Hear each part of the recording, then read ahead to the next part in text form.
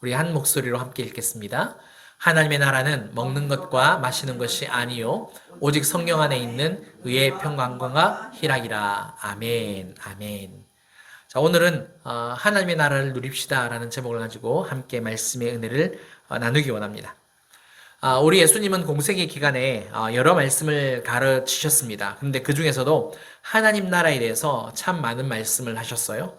아마도 천국 비유 아마 곧바로 떠오를 거고 굉장히 많은 내용들이 생각이 날 겁니다. 그런데 좀 의아한 것이 한 가지 있습니다. 그게 뭐냐? 예수님이 죽으시고 부활하신 후에 제자들에게 찾아가셨잖아요. 40일 동안 예수님께서 제자들에게 가르치신 내용이 뭔지 아십니까? 하나님 나라입니다. 하나님의 나라.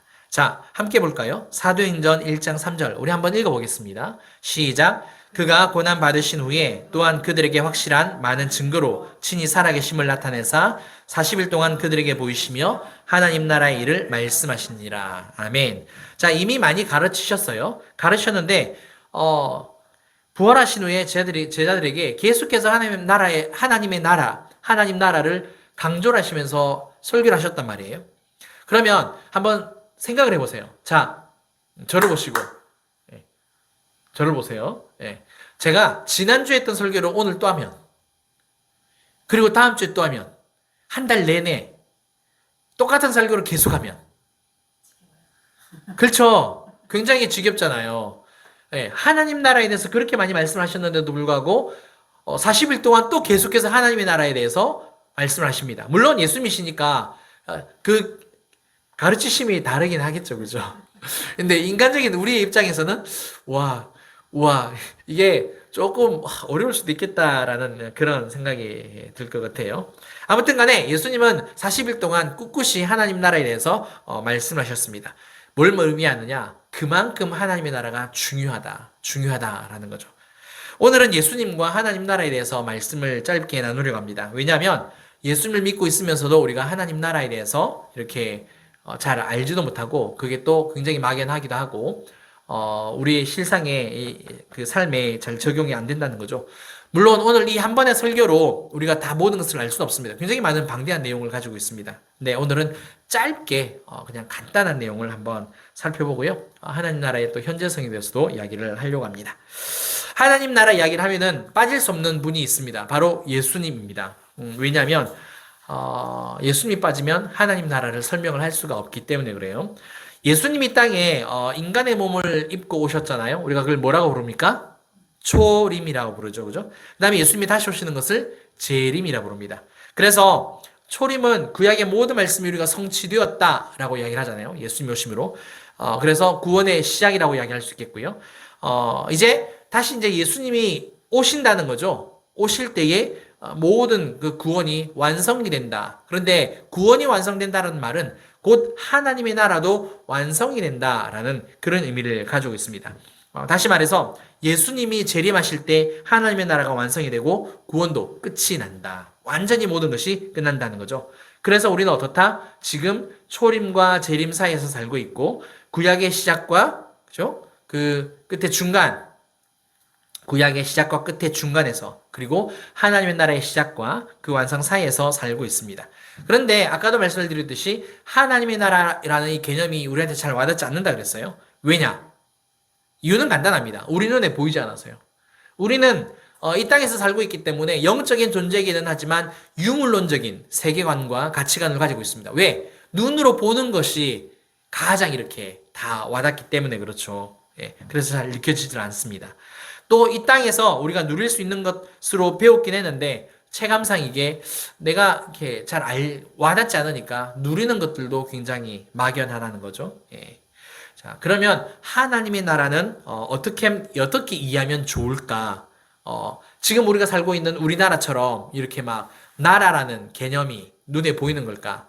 예, 그렇진 않다는 거죠. 잘 알고 있겠지만 성경 말씀을 세 군데를 찾아볼 겁니다. 마태, 마가, 누가복음 찾아보는데요. 여기에서 이 세 성경에서 하나만 단어가 다른 게 하나 있습니다. 그걸 한번 찾아볼게요. 마태복음 24장 32절부터 33절. 우리 함께 읽겠습니다. 시작. 무화과 나무의 비유를 배우라. 그 가지가 연하여지고 잎사귀를 내면 여름이 가까운 줄을 아나니 이와 같이 너희도 이 모든 일을 보거든 인자가 가까이 곧 문 앞에 이른 줄 알라. 자, 인자라는 단어에 제가 빨간색을 해놨습니다. 마가복음 읽겠습니다. 마가복음 13장 28절부터 시작. 무화과 나무의 배후를 베어라. 그 가지가 연하여지고 잎사귀를 내면 여름이 가까운 줄 아나니 이와 같이 너희가 이런 일이 일어나는 것을 보거든 인자가 가까이 곧 문 앞에 이른 줄 알라. 자, 누가복음은 그러면 어떻게 바뀌느냐 한번 보겠습니다. 시작. 이에 비유로 이르시되 무화과 나무와 모든 나무를 보라. 싹이 나면 너희가 보고 여름이 가까운 줄을 자연히 아나니 이와 같이 너희가 이런 일이 일어나는 것을 보거든 하나님의 나라가 가까이 온 줄을 가까이 알라. 네, 가까이 온 줄을 알라. 네, 아멘. 보세요. 마태, 마가는 인자라는 말을 썼어요. 이 인자는 사람이라는 뜻인데 곧 예수님을 지칭을 합니다. 참 인간이신 예수님. 자, 그런데 누가복음에서는 이 단어를 바꿨어요. 뭐로? 하나님의 나라. 그러면 마태, 마가, 누가는 공관복음입니다. 예, 그죠? 시간의 흐름을 따라서, 물론 주제가 정해있긴 하지만, 시간의 흐름을 따라서 썼단 말이에요. 그런데 그러면 마태, 마가, 누가는 뭘 의미한다는 겁니까? 예수님이 곧 하나님의 나라라는 거예요. 하나님의 나라가 곧 예수님이라는 거죠. 누가는 그 누가복음과 사도행전을 하나님의 나라라는 관점으로 기록을 쭉 해놨어요. 아무래도 그러다 보니까 하나님 나라에 대해서 좀 더 많은 강조를 하고 있고, 마태는 우리가 잘 알고 있듯이 유대인들에게 복음을 예수님이 하나님의 아들이시다라는 것을 강조하고 가르치기 위해서 구약의 성경을 굉장히 많이 인용을 한단 말이에요. 그렇죠? 그러면서 그렇게 유대인들을 향해서 복음을 전하고 있기 때문에 마태복음은 그렇게 예수님을 인자라고, 마가복음도 마찬가지 그렇게 기록이 되어 있습니다. 아무튼 우리가 여기에서 확인하고 반드시 내가 믿고 확실하게 알아야 될 것은 뭐다? 하나님의 나라는 곧 예수님이다. 예수님은 곧 하나님의 나라다. 그러니까 어떤 장소 이런 개념으로 생각하지 마시고 하나님의 나라 그러면 딱 뭐를 바로 떠올리신다? 예수님을 떠올리라는 거예요. 그게 이해하기가 훨씬 더 쉽다는 거예요. 그냥 막연하게 하나님 나라 그러면 하나님 나라가 저 하늘에 쫙 펼쳐지는 건가? 이런 생각을 하지 마시고 그냥 딱 예수님 이렇게 받아들이시면 훨씬 더 이해가 쉬울 겁니다. 자, 그러면 이제 궁금한 게 생기죠. 하나님의 나라 그랬으니까 원래 나라 그러면은 세 가지 요소가 있잖아요. 뭐가 있습니까? 국민, 예. 그 다음에 주권, 영토 이렇게 있잖아요. 하나님의 나라도 있어야 된단 말이에요. 그런 게. 근데 물론 이제 신학적으로 교리적으로 설교를 그렇게 설명을 할 수 있지만 오늘은 그것까지 살펴보진 않고 그럼 어디에 있느냐? 이거를 잠깐 이야기를 하려고 합니다. 누가복음 17장 20절 21절. 자, 이 말씀 중요합니다. 함께 읽겠습니다. 시작. 바리새인들이 하나님의 나라가 어느 때에 임하나이까 묻거늘 예수께서 대답하여 이르시되 하나님의 나라는 볼 수 있게 임하는 것이 아니요 또 여기 있다 저기 있다고도 못하리니 하나님의 나라는 너희 안에 있느니라. 아멘. 자, 보세요. 바리새인이 예수님께 질문을 했어요. 어느 때에 임하니까? 어느 때 임하니까? 자, 누가복음에서는 임하는 이 바리새인들이 질문을 했는데 놀라운 거는 예수님의 제자들도 이게 똑같은 질문을 한다는 거 아세요? 예, 사도행전 그 1장의 사절을 보시면 그 제자들이 하나님 나라에 대해서 계속 가르침을 받는단 말이에요. 그런데 하나님의 나라가 어느 때 언제 임합니까? 그 질문을 해요. 그러니까 아직까지 제자들이 완전히 하나님의 나라를 대해서 배우고 있음에도 불구하고 이게 딱 아직 죄송해요. 발음이 급하다 보니까 내용은 많고 예, 안 깨쳐졌다는 거죠. 예. 그런데 예수님이 뭐라고 하십니까? 예. 이스라엘을 회복하시면 어느 때이니까 이렇게 물어봤을 때 이스라엘 회복을 말씀하시지 않으시죠. 예, 오직 성령이 너에게 임하시면 이런 대답을 하세요. 오직 성령이 너에게 임하시면. 그러니까 하나님의 나라가 보이지 않는다. 예, 성령님이 임하심으로 우리 안에 이제 정리가 된다라는 것을 가르쳐주고 있는데, 자, 아무튼 여기서 이 말씀에서 이야기하는 건 뭡니까? 여기 있다 저기 있다 휘둘리지 말라는 거예요. 예수님이 말세에 또 그런 이야기도 하시잖아요. 그리스도가 여기 있다 저기 있다. 그 뜻이, 그 말이 이 뜻이에요. 그리스도가 여기 있다 저기 있다 여기에 현혹되지 마라 유혹되지 말라는 하나님의 나라가 여기 있다 저기에 있다 현혹되지 말라라는 거예요. 예. 어디 안에 있다고요? 내 안에 있다는 거. 내 안에. 예수님이 내 안에 있음으로 말미암아 하나님의 나라도 내 안에 있다는 겁니다. 있다는 겁니다. 아멘. 아멘. 이것을 믿으세요.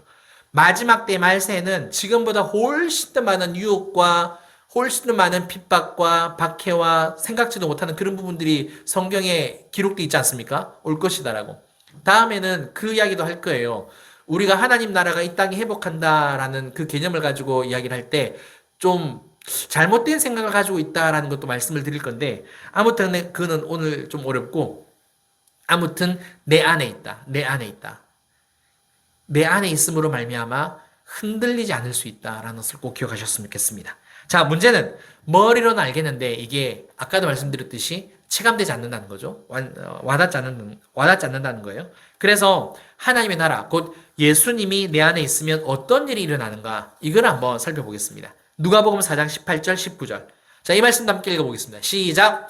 주의 성령이 내게 임하셨으니 이는 가난한 자에게 복음을 전하게 하시려고 내게 기름을 부으시고 나를 보내사 포로된 자에게 자유를 눈먼 자에게 다시 보게 함을 전파하며 눌린 자를 자유롭게 하고 은혜의 해를 전파하게 하려 하심이라 하였더라. 아멘. 자, 세 가지가 나와요. 여기서 20절 보니까 18절 쭉 보시면 세 가지가 나오는데 포로된 자에게 자유를 주신다는 거예요. 사탄과 마귀에게 포로가 되었잖아요. 허물과 죄로 이미가 우리 죽었었으니까 죄의 종노릇하는 우리였는데 우리를 어떻게 해주신다? 자유하게 하신다. 두 번째, 눈먼 자를 다시 보게 해주신다. 문자적으로 보면 이제 눈먼 자입니다. 영적인 그냥 육체적으로 눈먼 자이지만 우리가 범위를 좀 더 확장을 해보면 영적으로 또 눈 뜨는 것까지 다 포함이 되겠습니다.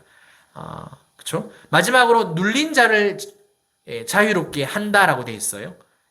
눌린 자. 모든 눌려있는 것들이 전부 다 풀어지는 은혜. 뿐만 아니라 어떤 말씀도 기록되어 있습니까? 연결되어 있는 게 주의 은혜를 전파하게 된다라고. 그러니까 원래 이 말씀은 이사야 선지자가 예수님 오실 그 초림 예수님에 대해서 선포하신 예언한 이야기입니다. 예언한 말씀이에요. 예수님께 성령님이 이렇게 임하시면 예수님이 이제 이 땅에서 이 사역을 하신다라는 거고 이 말씀이 어떻게 되어졌다는 겁니까? 결국에는 이루어졌다는 거죠. 누가복음 4장 21절 보실까요? 이에 예수께서 그들에게 말씀하시되 이 글이 오늘 너희 귀에 응하였느니라 하시니. 그러니까 이사야 선지자가 말씀하신 게 성취되었다라고 이야기하는 겁니다. 그러니까 예수님을 믿는 사람은 지금 오늘 이 본문 누가복음 4장 18절 19절에 기록되어 있는 이 세 가지 가난한 자에게 복음을 전해 주셨을 때 우리한테 그 복음이 왔을 때 뭐라고요? 포로된 자가 자유를 얻게 되고 눈먼 자가 눈을 뜨게 되고 어떻게 된다고요? 눌린 자가 자유로워진대요. 이게 예수님 당시에만 일어난 일이 아니라는 겁니다. 뭘 말하는 겁니까? 지금 이 시대를 살아가고 있는 우리도 예수님이 내 안에 계시기 때문에 내 안에 계심을 믿고 있기 때문에 내 안에서도 이것이 일어난다는 거예요. 아멘. 아멘.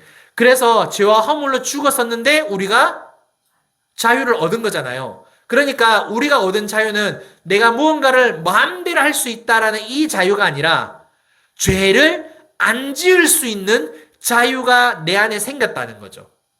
물론 이제 영혼이 연약하면 육의 속성으로 자꾸만 기울일 수밖에 없기는 하지만 그래도 예수님께서 십자가에 달려 죽으심으로 말미암아 죄와 사망의 권세를 깨뜨리심으로 우리에게 주신 크신 은혜가 뭐다? 죄를 안 지을 수 있는 자유가 내게 주어졌다. 왜? 예수님이 내 안에 계시니까. 그 예수님이 내 안에서 하나님 나라를 펼치셨으니까. 뿐만 아니라 지금 우리 눈이 닫혀 있는 건 아니지만 이렇게 범위를 확장할 수 있겠죠. 아까 영적으로 눈을 뜰 수 있다라고 말씀드렸고 육체적으로도 우리한테 질병이 있으면 하나님께서 어떻게 해주신다? 고쳐주신다라는 거죠. 고쳐주신다라는 거죠. 또 눌려있는 우리의 감정, 마음, 어떤 정신적인 부분들, 스트레스도 어떻다라는 겁니까? 내가 운동을 해야만, 내가 좋은 것을 해야만 다 풀리는 게 아니라 예수 그리스도로 말미암아 이 모든 것들이 다 풀어진다는 거죠. 풀어진다는 거죠. 중요한 것은 지금 내가 이것을 누리고 있느냐는 겁니다. 내가 지금 이것을 경험하고 있느냐는 이야기입니다. 물어볼게요. 경험하고 계십니까? 쉽지 않죠, 그죠? 아, 지식의 저주라는 말이 있습니다. 지식의 저주. 이게 뭐냐면, 우리는 아는 것이 행복을 가져다 준다라고 생각을 보통 해요. 하지만 내가 아는 것 때문에 오히려 보지 못하는 것이 훨씬 더 많잖아요. 그걸로 인해서 내가 저주를 받는다라는 그런 개념입니다. 한번 예를 들어 볼게요. 예수님 당시 많은 종교 지도자가 예수님을 배척을 했습니다. 메시아로 믿지도 않았고 받아들이지도 않았고 영접하지도 않았어요. 왜 그랬을까? 율법에 대해서 굉장히 많이 알고 있었단 말이에요. 근데 그들이 알고 있었던 율법, 그 율법이 그들의 생각 안에 갇혀 있었기 때문에 그래요. 그들의 생각의 틀 안에, 자기의 어떤 가치관, 관점 안에 예수님을 가다 놓으려는 거죠.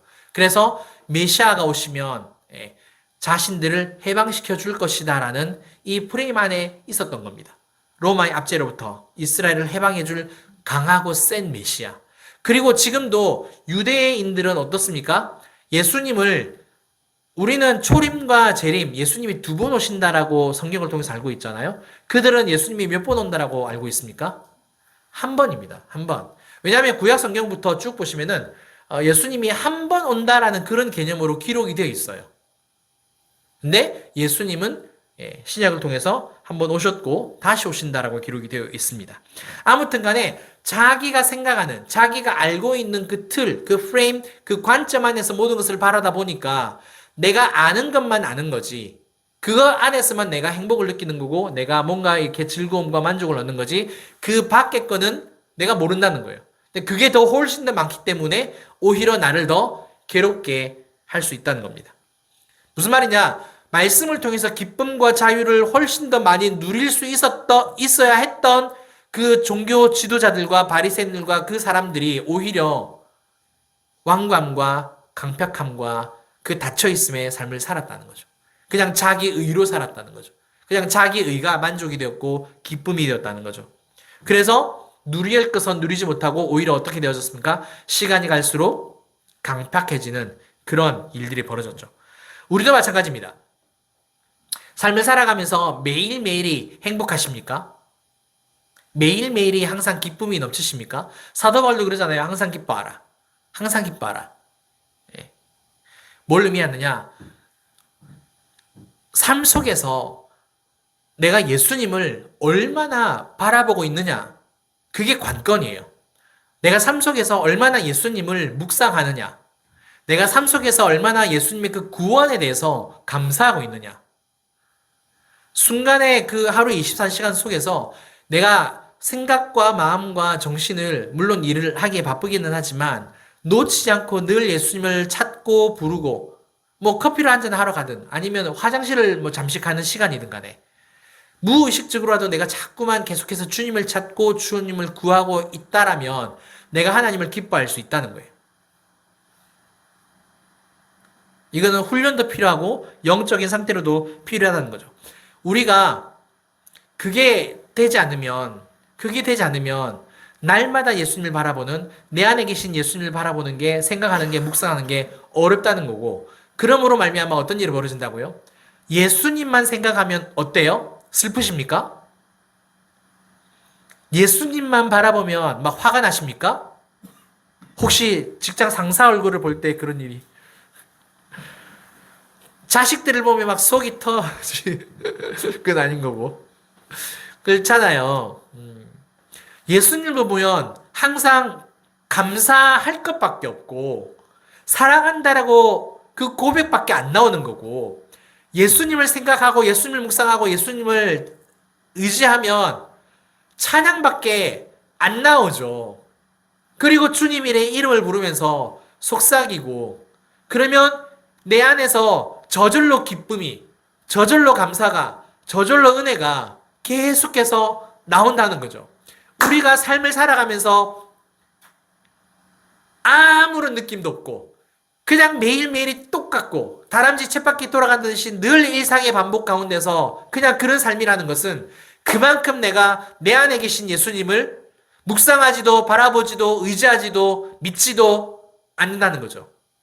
그 예수님이 곧 하나님 나라이신데.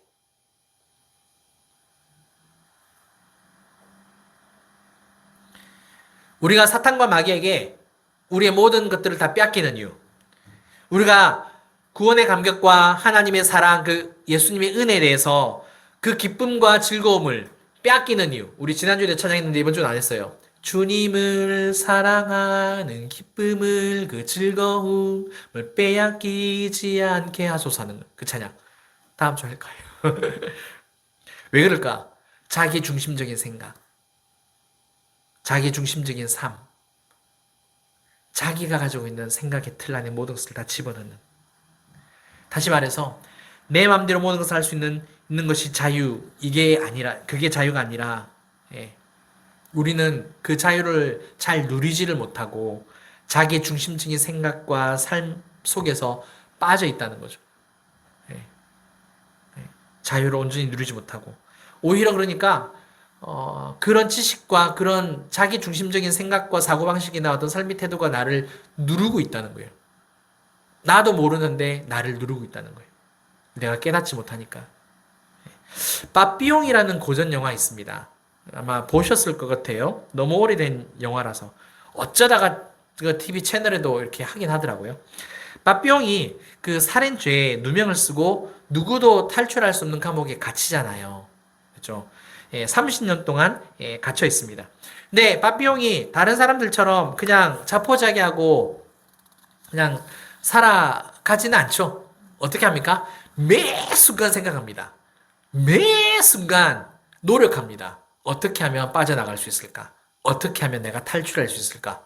진짜 예수님보다 더, 더 구하듯이 그렇게 하죠. 이유가 뭘까요? 자기에게 누명을 씌운 검사를 복수하기 위해서요. 자기는 잘못한 게 없는데 너무 억울하다는 거예요. 복수하려고 반드시 나는 탈출하겠다. 어느 날 절호의 기회가 옵니다. 그래서 이제 탈출하려고 해요. 그때 친구가 이런 말을 해줍니다. 그게 뭐냐면 이 섬에서 탈출하더라도 네 마음의 감옥에서 벗어나지 못한다면 너는 여전히 감옥에 있는 것이다. 이런 이야기를 해줘요.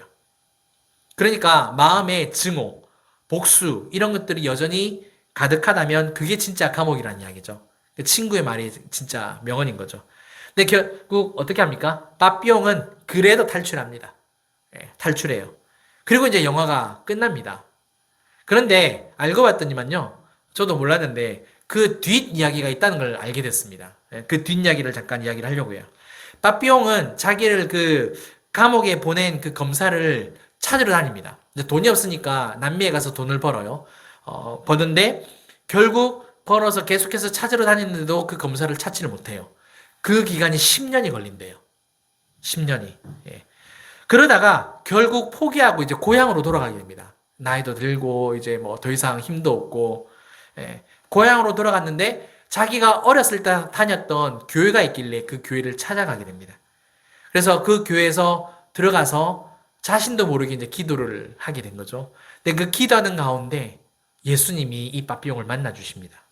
만나 주는 가운데서 모든 그 품었던 증오, 그 복수, 원한 이런 것들이 다 사라지는 경험을 하게 됩니다. 이후로 이제 빠삐용은 진짜 자유를 얻게 되었다라는 뒷이야기가 있다는 것을 제가 알게 되었습니다. 사랑하는 성도 여러분, 하나님 나라에 대해서 성경은 이렇게 이야기를 합니다. 로마서 14장 17절. 오늘 우리가 읽은 본문입니다. 한 번 더 읽어볼까요? 시작. 하나님의 나라는 먹는 것과 마시는 것이 아니요 오직 성령 안에 있는 의와 평강과 희락이라. 아멘. 아멘. 아까 예수님이라고 말씀을 드렸습니다. 그렇죠? 지금은 이제 예수의 영이신 성령님이 우리 안에 계십니다. 물론 삼위일체 하나님이십니다. 성령 안에서 우리가 의, 평강, 희락 이것을 어떻게 하는 것? 누리는 것이 내가 예수님을 믿는 것이고 내 안에 하나님의 나라가 있다라는 이야기입니다. 근데 우리는 자꾸만 먹고 마시고 이렇게 막 영토적인 개념으로 공간적인 개념으로 자꾸만 생각을 한다는 건데 그게 아니다라는 거. 하나님의 나라는 예수님이시고 그 예수님을 내가 깊이 묵상하고 생각하고 그 구원에 대해서 자꾸만 또 생각을 해보고 또 묵상을 해볼 때 나 같은 죄인을 살려주신 그 은혜를 그리고 지금도 내 삶을 온전히 우리 가족을 온전히 인도해 주시는 그 주님을 바라보고 또 생각하고 또 묵상을 할수록 말씀을 통해서 예수님을 자꾸만 찾아보면 볼수록 어떻다라는 겁니까? 내 마음은 내 생각은 주님에 대한 감사로 감격으로 사랑으로 벅차오른다는 거예요. 성령 안에서 그렇구나 나는 옳지 못한데 예수님과 하나가 되었기 때문에 나를 옳다라고 이야기해 주시고 내가 옳은 일을 할 수 있는 자유를 주시고 세상이 줄 수 없는 평안 그 평강을 내게도 허락하여 주시고 세상에 그 무엇으로도 기뻐할 수 없는데 기뻐한다 할지라도 그게 바람처럼 휙 지나가 버리는 건데 하나님으로 말미암아 내가 매 순간마다 기뻐할 수 있고 내 삶이 희락으로 흘러 넘칠 수 있다라는 이것을 오늘 말씀이 우리에게 도전 주고 있습니다. 누리고 있느냐? 누리고 있느냐? 근데 그것을 누리려면 어떻게 된다고요? 하나님의 나라가 예수님인 것을 알고 깨닫고 믿고 그 예수님을 기뻐하고 즐거워하는 겁니다. 그래서 매 삶 속에서 예수님을 찾아야 하는 거예요. 예수님을 찾고 예수님을 구하고 예수님 이름을 부르는 겁니다. 따라서 누리셨으면 좋겠습니다. 아멘. 누리셨으면 좋겠습니다. 누리시려면 딴 생각하시면 안 돼요. 예수님 생각하셔야 돼요. 이 은혜를 받아 누리시는 저와 여러분들 지금 주님 이름으로 축원합니다. 우리 함께 찬양하겠습니다. 예수 하나님의 공의. 우리 예수 하나님의 공의 찬양하겠습니다.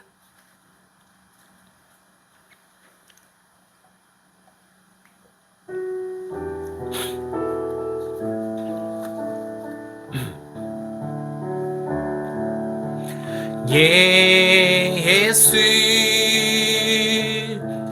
하나님의 공의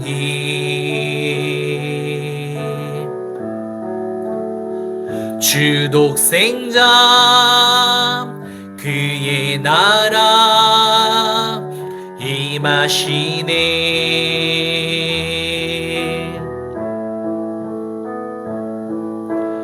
예수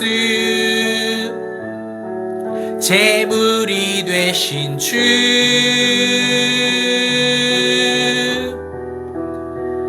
영광 중에 그의 나라 임하시네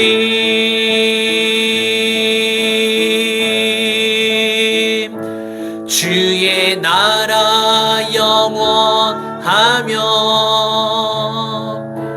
그의 영광 무궁하리 왕의 위엄과 능력이 이제 임하였으니 주의 주권과 주의 통치와 주의 나라 힘과 권세 임하네 예수 하나님의 공의 아멘. 우리 함께 기도하겠습니다. 오늘 하나님의 나라 누립시다 라고 이렇게 설교 제목을 정하고 오늘 그 하나님의 나라가 무엇인지 또 어디에 있는지 그리고 과연 지금 나는 그 하나님의 나라를 누리고 있는지를 우리가 말씀을 통해서 짧게 살펴봤습니다. 저 개인적으로도 우리 사랑하는 성도님들에게 정말 간곡하게 부탁드리고 싶은 것은 누리시라는 겁니다. 누리시라는 거예요. 세상을 바라보면 내 삶에 일어나는 문제들을 바라보면 심지어 나 자신을 바라보면 기뻐할 것 없고 힘낼 것 없고 일어설 힘조차 나지 않는 어떤 그런 부분들이 참 많잖아요. 그러면 우리 세상이 너무 슬프고 힘들고 어려운 것 같아요. 예수 믿는 어떤 그런 은혜가 없는 것 같아요. 주님이 우리한테 말씀하십니다. 예수님을 깊이 묵상하면서 나를 누리라고, 기쁨을, 그 사랑을, 그 은혜를 누리라고. 그게 하나님의 나라라고. 우리 함께 하나님 누릴 수 있기 원합니다. 정말 누리게 해주세요. 예수님을 더 묵상하겠습니다. 우리 함께 기도하겠습니다. 사랑하는 하나님 아버지, 하나님 감사합니다. 하나님, 우리가 사는 세상 많은 재미들이 있습니다. 아버지, 하나님 굉장히 많은 즐거움들이 있습니다. 심지어 보람도 있습니다. 뜻깊은 일들도 참 많습니다. 그런데 그게 영원하지 않습니다. 하나님, 한순간이고 일시적입니다. 눈을 들어 세상을 바라볼 때마다, 나에게 집중할 때마다 하나님, 환경 문제들이 아버지 나를 넘어뜨리고 힘들게 하고 어렵게 합니다. 아버지 하나님이여, 진실로 참된 기쁨과 그 사랑과 그 즐거움과 만족감은 우리 주 예수 그리스도 살아계신 하나님밖에 없음을 이 시간 믿음으로 선포하고 고백합니다. 하나님, 예수님이 곧 하나님의 나라라고 말씀을 배웠습니다. 그 하나님의 나라는 아버지 하나님, 우리 눈에 보이는 게 아니라 내 안에 있다라고, 내 배에 있다라고, 내 마음의 중심, 내 영혼의 보좌에 있다라고 주님 아버지 다시 또 배웠습니다. 아버지, 그런데 중요한 것은 먹고 마시는 게 아니라 의와 평강과 희락이라십니다. 주님, 누리고 싶습니다. 매 삶 속에서 강팍함으로 하나님 아버지의 삶을 살지 않게 하시고, 메마른 삶이 아니요, 예수님을 날마다 깊이 묵상하고 예수님을 항상 바라보고, 항상 예수님께서 나에게 어떤 일을 해주셨는지를 돌아볼 때마다 주님, 그럴 때의 구원에 대한 감격과 감사가 샘솟듯 올라오게 하시고, 정말 우리 가정 가운데 하나님께서 어떻게 살아서 역사하시는지를 늘 생각하면서 기억하면서 그 기억하는 은혜를 허락하심으로 아버지 하나님, 정말 삶 속에서 기쁨을 누리고 감사를 누리고 주님이 내 안에 계시는 것으로 만족감을 얻을 수 있는 아버지, 정말 그렇게 하나님의 나라의 삶을 살아가는 우리가 될 수 있도록, 우리 교회가 될 수 있도록 주님 축복하여 주시옵소서. 감사를 드립니다. 영광 받아 주시옵소서. 아멘. 사랑과 은혜가 풍성하신 하나님 아버지, 감사를 드립니다. 오늘 우리가 로마서 24장 17절 말씀을 통해서 하나님의 나라는 먹고 마시는 것이 아니고 눈에 보이는 것도 아니라 우리 안에, 성령 안에서 의와 평강과 희락이라고 주님 말씀하여 주셨습니다. 안타까운 것은 하나님, 우리가 이것을 누리지 못하고 산다는 겁니다. 그러다 보니까 세상의 재미를 쫓아, 하나님, 세상의 즐거움을 쫓아 우리가 자꾸만 하나님을 떠나고 나도 모르게 하나님을 벗어나는 그런 안타까운 삶을 살아가고, 힘들고 고된 일로 말미암아 속상해하는 일들이 우리 안에 항상 일어나고 있습니다. 얼마나 우리 주님께서 우리를 보시고 안타까워하실지 하나님, 우리가 그것을 깨달아 이제는 우리 안에 계신 그 주님을 날마다 바라보고 묵상하고 삶 속에서 일하여 주시는 그 주님을 항상 의지하는 가운데서 하나님의 나라를 누리는 저와 우리 사랑하는 성도님들과 우리 진주빛 교회가 될 수 있도록 주님 역사하여 주시옵소서. 힘들고 어려운 일이 있을 때마다 곧바로 주님께로 돌이키고 그 주님을 찬송하는 가운데 다시 새롭게 부어주시는 은혜를 받아 누림으로 기쁨이 회복되고 감사가 회복이 되고, 아버지, 삶에 그 무엇이 없어도 늘 만족감을 가지고 행복한 삶을 살아낼 수 있도록 주님 역사하여 주시옵소서.